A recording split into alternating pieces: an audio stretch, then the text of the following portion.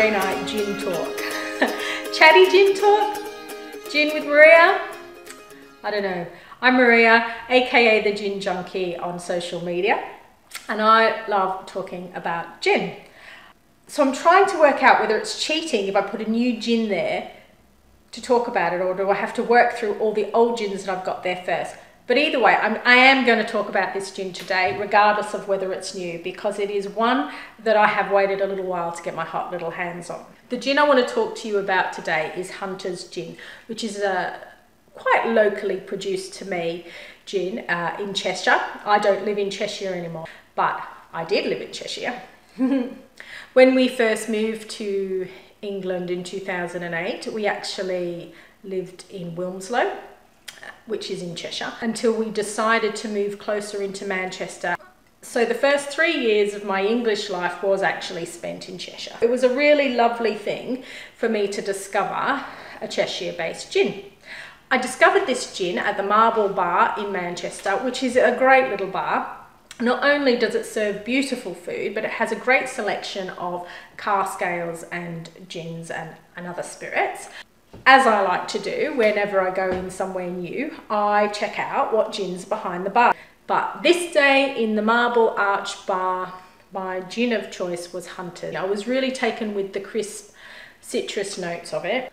But as with every week, I'm also really interested in the story behind it. So from what I can gather, Hunter's Gin was brought together by gentlemen who have long established careers in the drinks trade and the drinks industry. So the apples for this gin are grown on one of the founders, John's property, as well as in Norton Priory, which is a beautiful place to visit. Like many craft gins, it's a small batch gin. It is a London dry gin and contains many citrus botanicals, but also has the apples. Now, there's a bit of mystery surrounding this gin because the owners don't like to talk about the process involved, which is fine. I get it. I like a bit of mystery. The top quality spirit that is used in this gin is a 300-year-old recipe. Wow, that's old. It is produced by redistilling neutral spirit with botanicals such as, of course, juniper, citrus peel and coriander seeds. These are all heated together in a still. However, as I said, there is mystery and the recipe is secret. From what I can gather, this gin was launched in November 2012, so it's been around in Cheshire for a little while now. It sounds like these guys are quite fussy with them needing to check each and every batch before it is allowed to carry the name Hunter's Gin. Because of the way that it's distilled, is considered a premium gin. You can read more about the method on the Hunter's website, which I will put in the description below. Each botanical is chosen from locations all over the world and is chosen because of the unique character that they bring to the gin. Now, the thing that I really liked about this, each of those botanicals is marinated with a neutral quality spirit before the distillation process even begins. Nothing like a good marination. I like mine in gin. Ribbons of citrus peel, including lemons and sweet oranges, go into this gin as well. They only use 2 stills in the distillation process, and I believe that they are considered to be the Rolls Royce of copper pot stills. It is said to be a sublime gin with subtle citrus overtones and a spicy fruit edge. Now that I've told you about the gin, why don't we move over to my kitchen and we'll sample it with a garnish.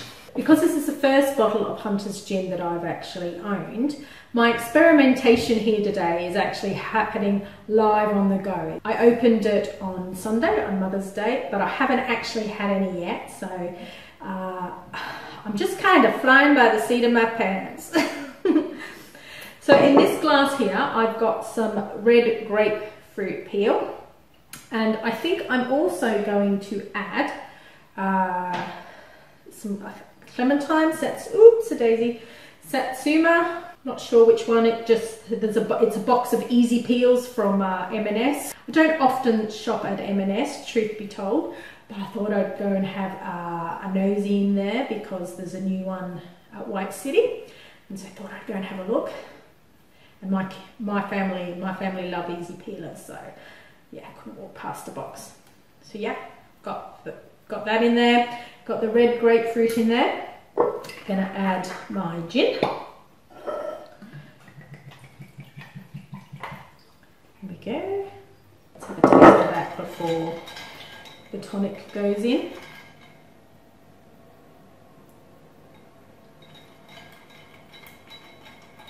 Okay, very good. And then we're going to add the tonic. Then I'm going to let that one sit in the hope of the flavours infusing into that for a moment.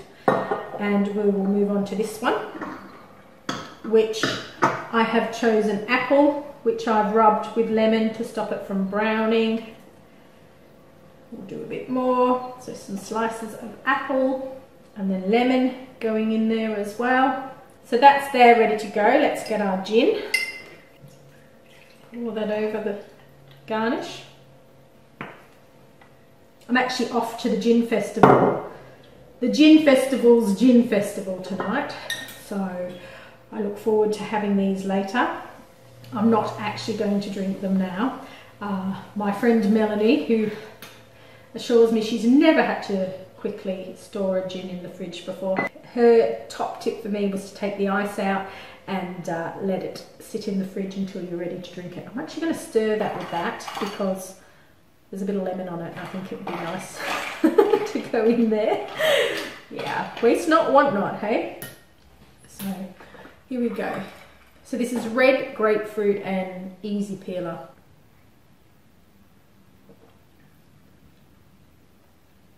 I like that. I like the orange tones and the grapefruit. Do you know what else I think might be nice in that? I'm going to try it. Reach down into my little bag of tricks. I'm going to put some black peppercorns in that as well, just to see how that fares. A little bit of a play with that. Let's have a look at this one.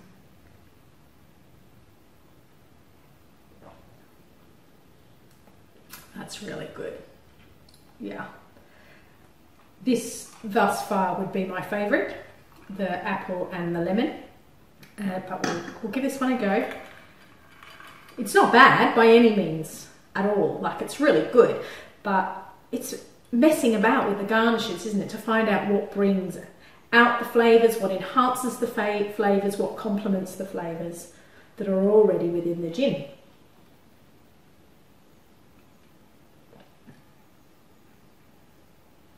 Yeah, that's good. I like the black pepper. So I'm going to have to leave it there for today. I'm going to put my gins away for later.